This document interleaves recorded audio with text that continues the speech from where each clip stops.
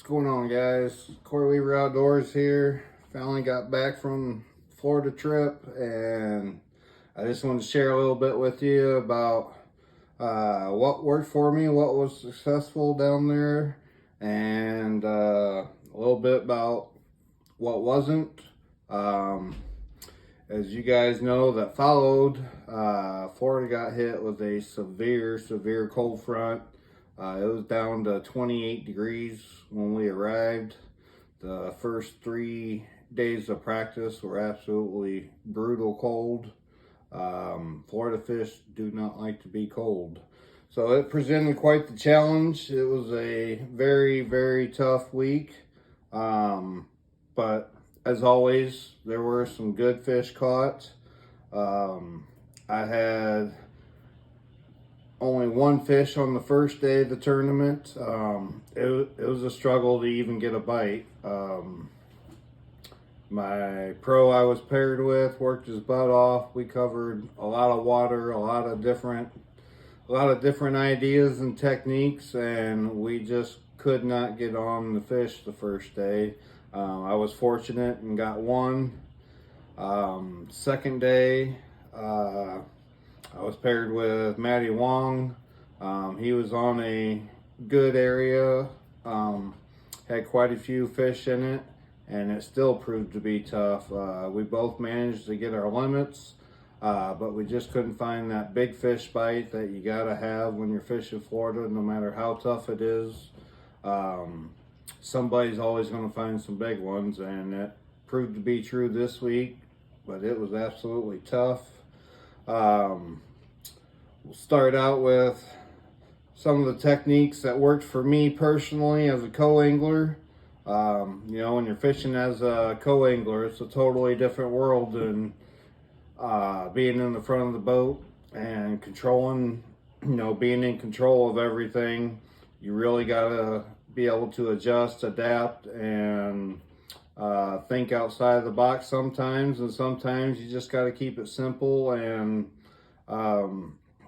put your bait in front of as many fish as you can, and put your head down and grind it out. It's definitely a completely different world. Something, I haven't been a co-angler in over 30 years, so this last year and a half of playing on the co-angler side of these pro tournaments has been an awesome learning experience. And I've really had to learn how to change my style of fishing and adapt as compared to when I'm fishing out of my own boat and controlling things. I'll start out with what worked best for me all week long.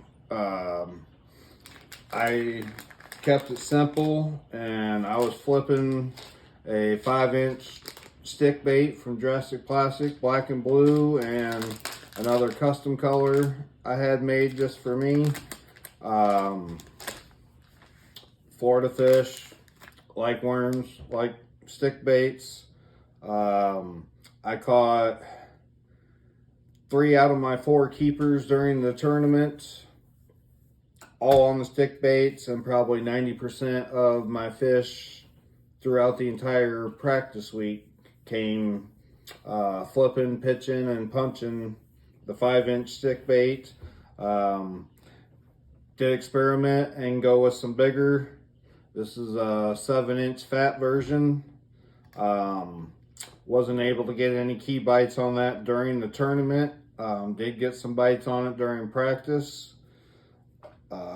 Another bait I was able to get a couple bites on in practice, but not in the tournament, was this trick worm, dragging it around through the scattered grass, through the scattered pads, and then a time-tested true bait, just a speed worm. I only got a few bites on it, even though this is a tried and true in Florida. And actually, I ran out, don't have to show you. I did pick up my last key keeper on a finesse version of the speed worm, a smaller 6-inch version, much skinnier, much smaller. I got a couple key fish on that allowed me to call a fish and pick up my last keeper on the last day. For weights, I was using Picasso's gunmetal tungsten. When I was punching heavy mats and heavy cover, I went back and forth between the 2 ounce and the 1.5 ounces, depending on how thick and how heavy that cover was. And a lot of that stuff down there is so thick, even using that big 2 ounce, you got to throw that thing 15, 20 feet in the air and let it crash down and crash through them pads. And it's a little unorthodox if you're not used to doing it. It seems a little crazy, but you'll be surprised. That thing punches down through there so fast and those fish just react and smash that bait. But in the lighter cover, around the scattered pads, the more isolated grass and pads, I bounce back and forth between a 3/8 and a 5/8 tungsten Picasso gunmetal. And then on that speed worm, I was just slowly dragging it through the scattered pads and grass, and I went all the way down to an 1/8 ounce. Using rubber bobber stops above the weights to keep them pegged, as you can kind of see here. Kept them pegged tight.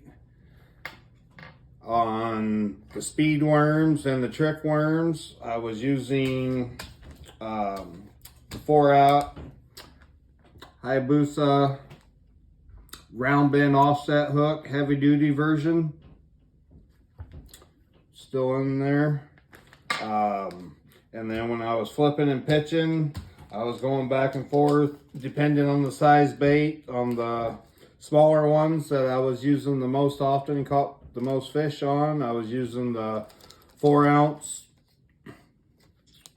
Hayabusa heavy duty straight shank round bend flipping work, or flipping hook, I'm sorry. And on the bigger baits, I was using the 5-aught version. Everything I threw this week was either on 60-pound vicious no fade braid, and on the more finesse stuff with the smaller speed worms and stuff, I was using the Vicious Pro Elite 20-pound fluorocarbon. And that's pretty much what I did most of the week. As always, I used my JB's jelly and used the JB's Mist Black Magic. You guys know I use it everywhere I go with everything I do. I tried some moving baits down there. There was some fish caught on some jerk baits and some vibrating jigs and swim baits. I had a few bites on them in practice using the Picasso swim jigs and the Picasso circuit shaker, but I just couldn't get a consistent bite going. And fishing as a co-angler, I knew I needed to get as many bites as I could and have my bait in front of as many fish as I could to take advantage of the few opportunities that you get as a co-angler. So I pretty much stuck with the tried and true. 90% of the time I was throwing this 5-inch stick bait from Jurassic Plastic, and it worked out well for me. Had a lot of good fish we shook off in practice and located. The problem was there wasn't a lot of, it was hard to find the groups of fish. You could catch some good ones scattered here and there, but it was really hard to find grouped up fish like you have to have when you're fishing these derbies. Also wanted to show you a new rod I'm excited about. This is my Irod Air 710 punch rod. It's got the spiral wrap technology. It starts on the top, starts curving around the rod to the underneath side. Awesome rod. The advantage of the spiral wrap guides is that it reduces the torque on both the rod and your wrist and the hook set. It reduces friction on the line, especially when you're dealing with big fish, big weights. That rod is so light, so sensitive, incredible rod. Another new rod I just picked up, I'm super excited about, is the new Irod Gen 3. This rod was specially designed for fishing Cincos and worms in the grass. It's the Snyder Sniper version. It's a 7.5 rod with a 3-power tip. Super sensitive tip, but awesome backbone. Got a great parabolic bend to it. And throughout the week I used another punch rod from Irod as well, and I also used the Irod Gen 3, the 764. That's one of my favorite rods. I've been using for several years now, and that's pretty much what it boiled down to. I ended up with 4 keepers out of a possible 6. Unfortunately, that bad first day proved to be too much for me to overcome. I needed one more big bite to overcome it. If I would have had the same weight on the first day I had on the second day, I would have ended up around 20th. But that's just part of it. I had an awesome time. I learned an absolute ton this week. I had never fished that chain before. I've got a lot of experience down on Okeechobee, but I've never fished Kissimmee and Toho chain before, so I learned a ton, especially fishing Florida in that tough of conditions. I'll be better prepared next time, and I'm excited to get to the next event here in a few weeks and get after it again. If you have any questions about any of these products, feel free to message me, and I'll be glad to answer any questions and help you out. I want to thank my sponsors again. A lot of these baits obviously are from my sponsors. Some of them are not.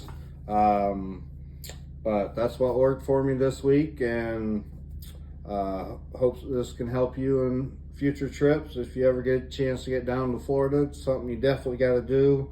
There's some awesome fish down there. There was some awesome fish weighed in, and it's something everybody needs to experience. It's a lot different than fishing up here in the northern Midwest, I can tell you that. It's a lot of fun though. Thanks guys.